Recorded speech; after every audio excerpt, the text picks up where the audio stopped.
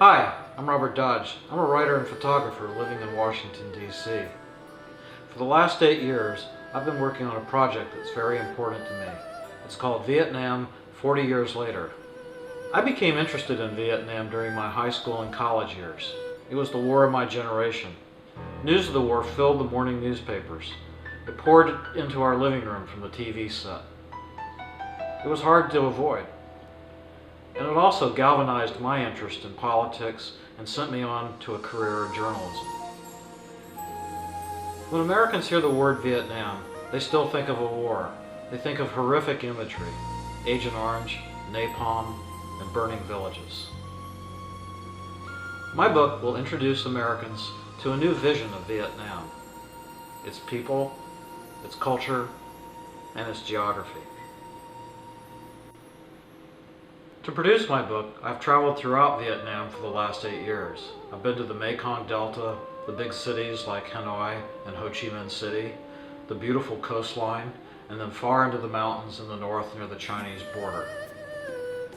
In the rice fields, you'll find men and women planting and harvesting rice much as they have for centuries, using oxen and wooden implements. In the cities, however, you'll find the new Vietnam, reaching towards the global economy. You'll also find a class of newly rich, Vietnamese who are making their own fortunes on locally grown businesses. All of this will be in my book, 108 pages of beautiful color photographs. There's also an essay by me, and you'll also find a beautiful foreword written by Vietnamese-American journalist Andrew Lam. I'm very lucky to have my book published by Damiani of Italy. Damiani is one of the world's best publishers of art and photography books. Throughout these years of travel, I've met many interesting people in Vietnam. One of my favorites is Long Le of Dalat. He's a commercial photographer. In fact, he's one of the best photographers in Vietnam, and he's traveled with me all over the country. He's been a guide, a fixer, a translator. He's been my right-hand man through this whole journey. We've had many great and sometimes funny experiences. I remember one time we were in the Mekong Delta, and we'd had a day of photo shooting with some of his friends. They decided to take me to a restaurant, and I was told that the restaurant's specialty was rat. I didn't know quite what I was going to do. I really didn't want to eat rat.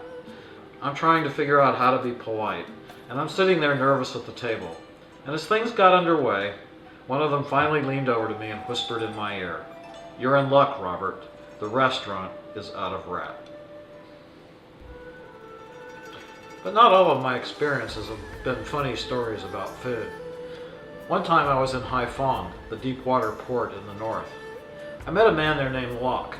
Locke owned a successful business, a marine repair company that repaired small boats that worked the harbor there. Locke made it possible for me to get a boat and go out on the harbor for a day to take pictures. When me and my assistant got back, he invited us to have dinner with his family in his home. Locke asked me how old I was. When I told him, he wanted to know if I had been in military service during the war. Then he told me that he had joined the North Vietnamese Army. So I asked him, why did he join the army? Did he see the war as a battle between communism and democracy? Or did he see it as an effort by Vietnam to free itself of foreign occupants and win its independence? He said neither.